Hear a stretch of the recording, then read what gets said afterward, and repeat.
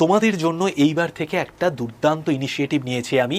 প্রতিদিন রাত্রি 8টায় এই চ্যানেলে আমি আজকের দিনের কিছু ইম্পর্টেন্ট কারেন্ট অ্যাফেয়ার্স জানিয়ে দেব।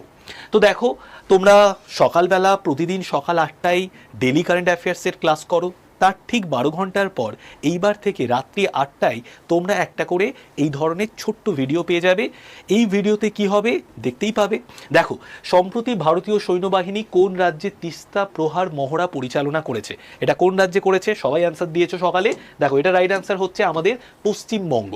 ওকে, পশ্চিমবঙ্গে কিন্তু এই তিস্তা প্রহার মহড়া হয়েছে। ভারতীয় সৈন্যবাহিনী দ্বারা এই তিস্তা প্রহার মহড়া কিন্তু পরিচালনা করা হয়েছে। কোন রাজ্যে পরিচালনা করা হয়েছে? ওয়েস্ট বেঙ্গলে। নেক্সট যদি কোশ্চেনে চলে আসি, এই যে ইসলামী সংগঠনটা রয়েছে যেটার নাম অর্গানাইজেশন অফ ইসলামিক কোঅপারেশন, তো এটার সদর দপ্তর কোথায়? এটার সদর দপ্তর কোথায়? সৌদি আরবিয়ার জেড্ডাতে এটার সদর দপ্তর রয়েছে। নেক্সট কোশ্চেনে চলে আসি, চেঞ্চু উপজাতি মূলত কোন অঞ্চলে আমরা দেখতে পাই?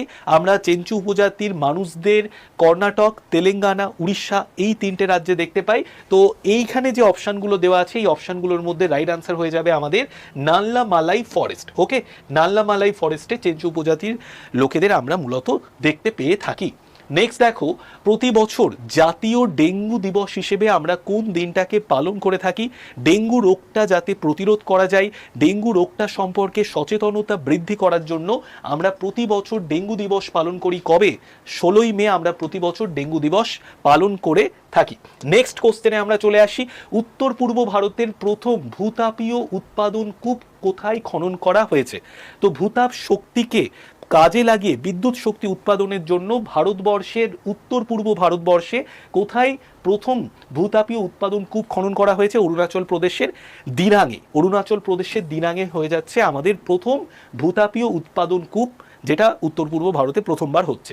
নেক্সট কোশ্চেন, এবং এটাই লাস্ট কোশ্চেন, কোন দেশ সম্প্রতি তাদের দূতাবাসে নিউ দিল্লিতে তাদের দূতাবাসে স্মারক ফলক স্থাপন করেছে বিজু পট্টনায়ককে সম্মান জানিয়ে? তো রাইট আনসার কি হবে এটার? রাইট আনসার হচ্ছে আমাদের রাশিয়া। তোমরা প্রত্যেকে কমেন্টে লিখে জানাও রাশিয়ার প্রেসিডেন্টের নাম কি। আর এরকম শর্টস ভিডিও তোমরা চাইছো নাকি অবশ্যই কমেন্টে লিখে জানাও।